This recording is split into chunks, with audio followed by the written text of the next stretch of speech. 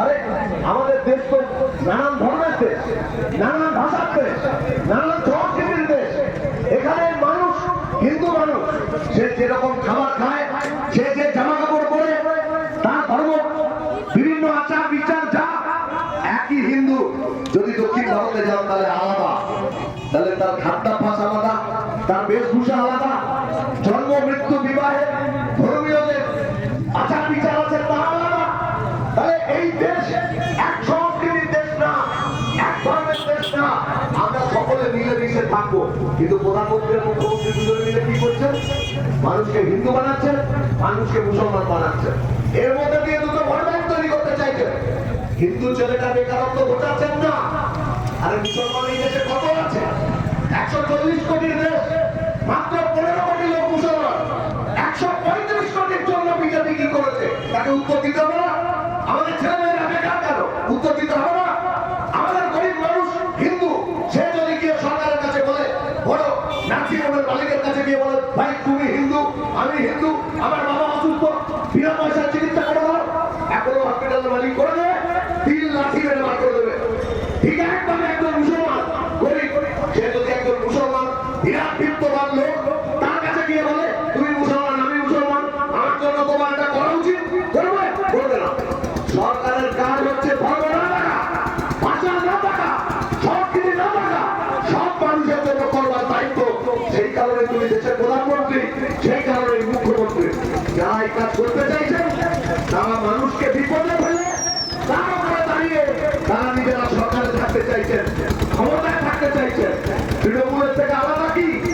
এখানে একসাথে ওরা পঞ্চায়েত চালিয়েছে, সন্দেশখালীতে, গোড়াঘাটিতে একসাথে চালিয়েছে।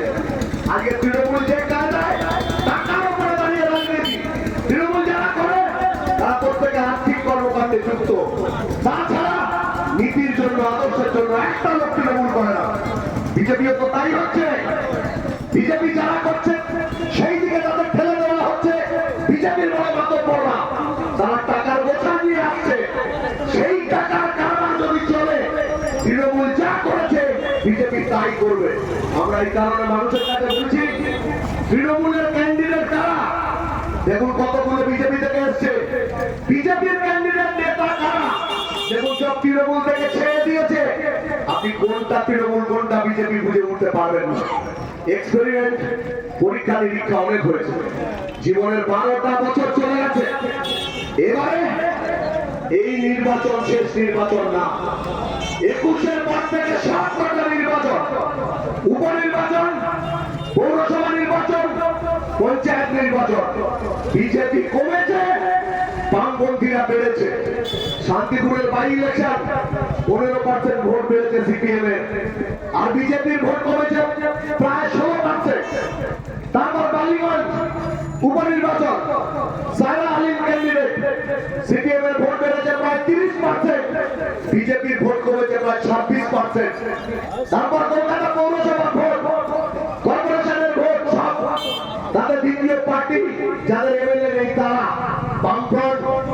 পঞ্চায়েতের ভোট ওরা বুঝে গিয়েছিল, সমীক্ষা করে যে বাম কংগ্রেস শূন্য, তাতেও দেখা গেল তা না।